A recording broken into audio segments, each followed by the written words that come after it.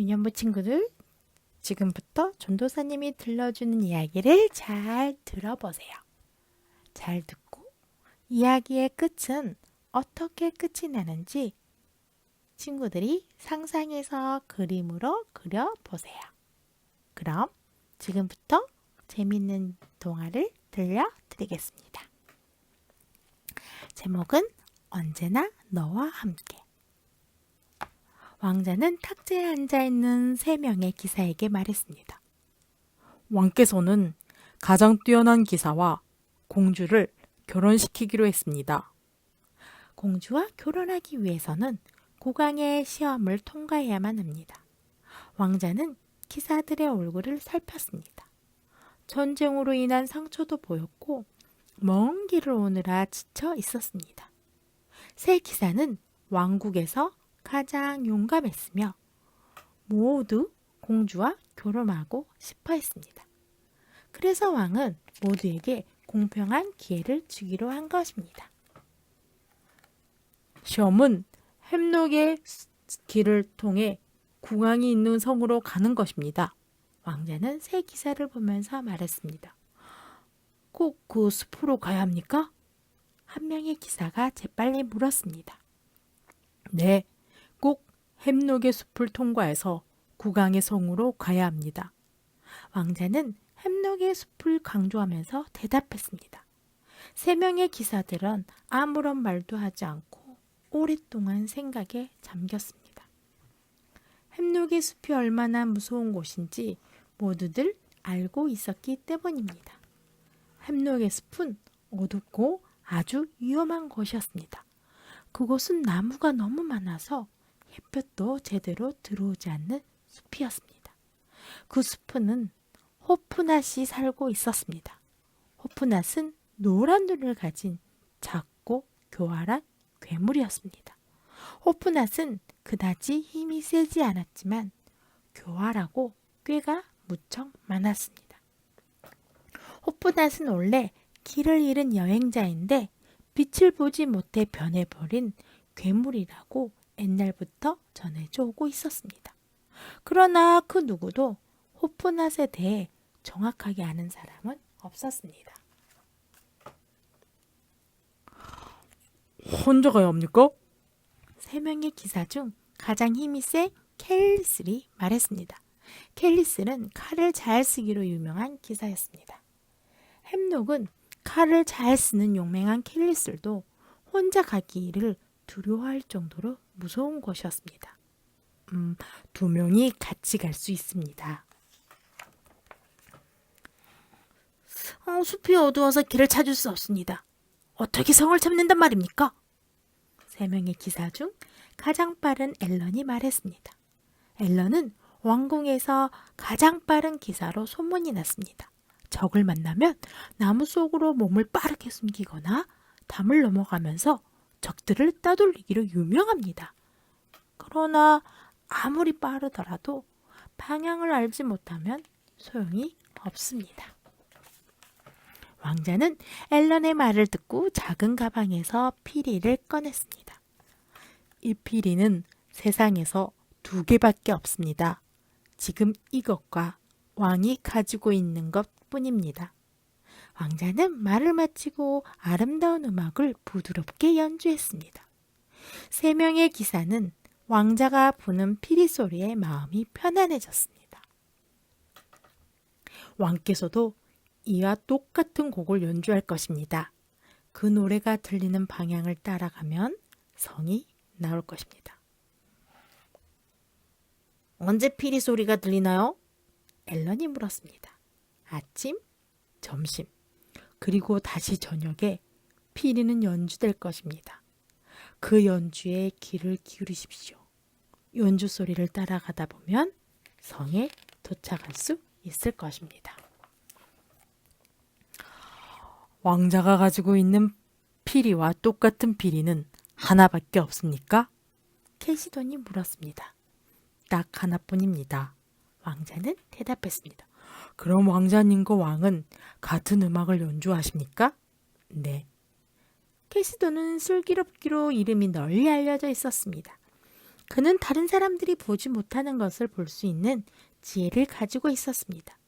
장화에 묻은 진흙을 보고 여행자의 집이 어딘지 알아내기도 했습니다. 군대가 지나가는 곳에 새가 얼마나 날고 있는가를 보고 군대 규모를 파악하기도 했습니다.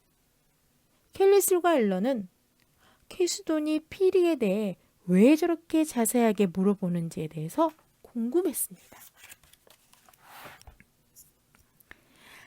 햄록의 위험을 신중하게 생각해서 함께 시험을 칠 사람을 현명하게 선택하십시오.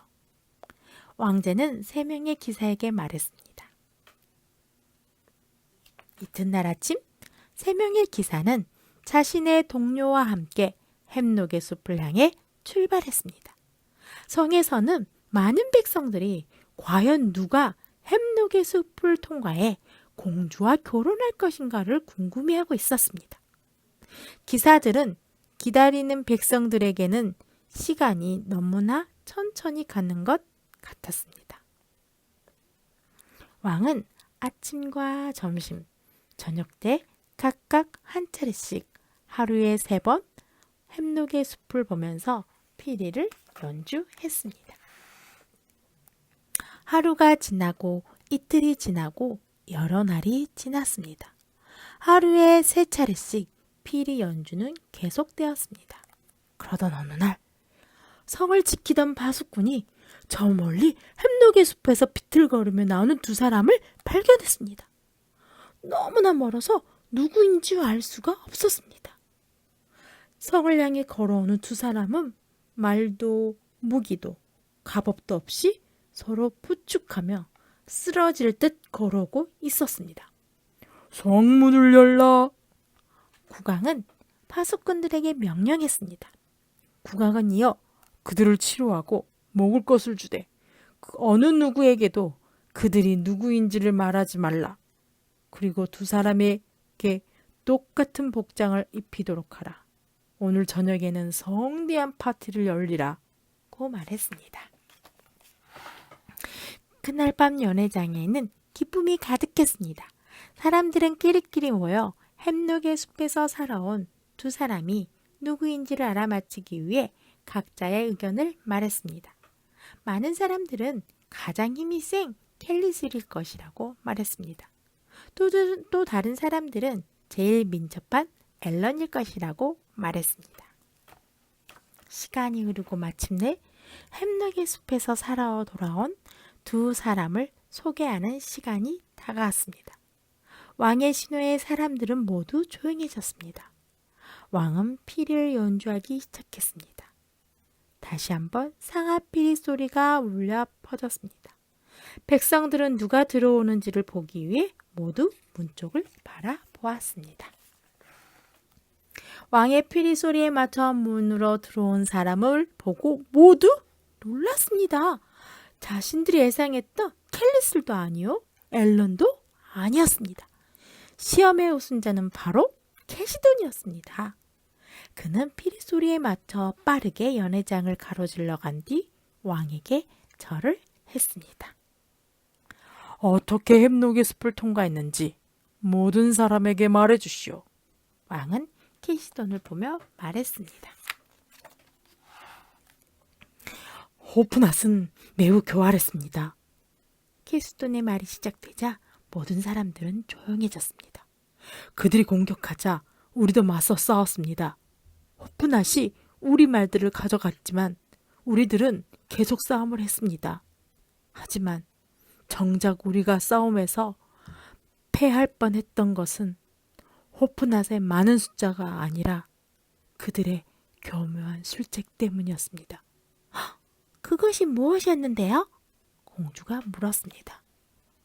그들은 흉내를 아주 잘 내었습니다. 그대를 흉내를 내었다고? 그대를 흉내를 내었다고? 왕이 되물었습니다. 예, 폐하.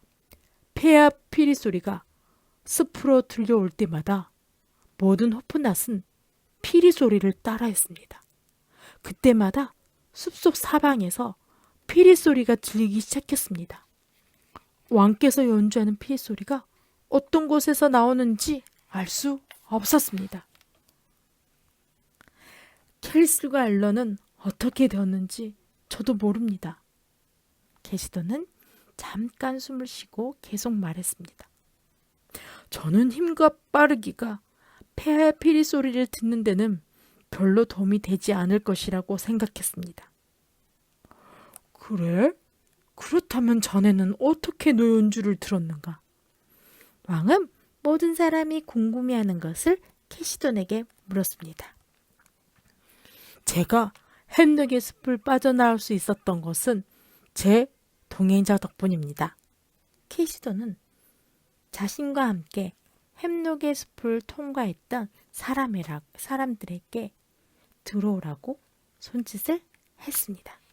사람들은 캐시돈이 가리키는 것을 바라보았습니다.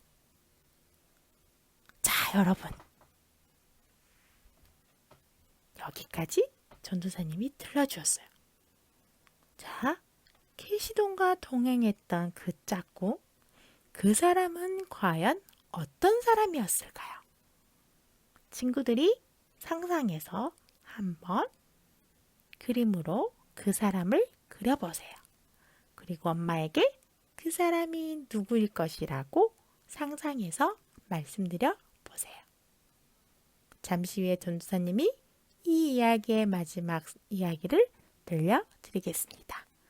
그럼 여러분이 캐시돈의 동행자가 누구인지 한번 맞춰보세요.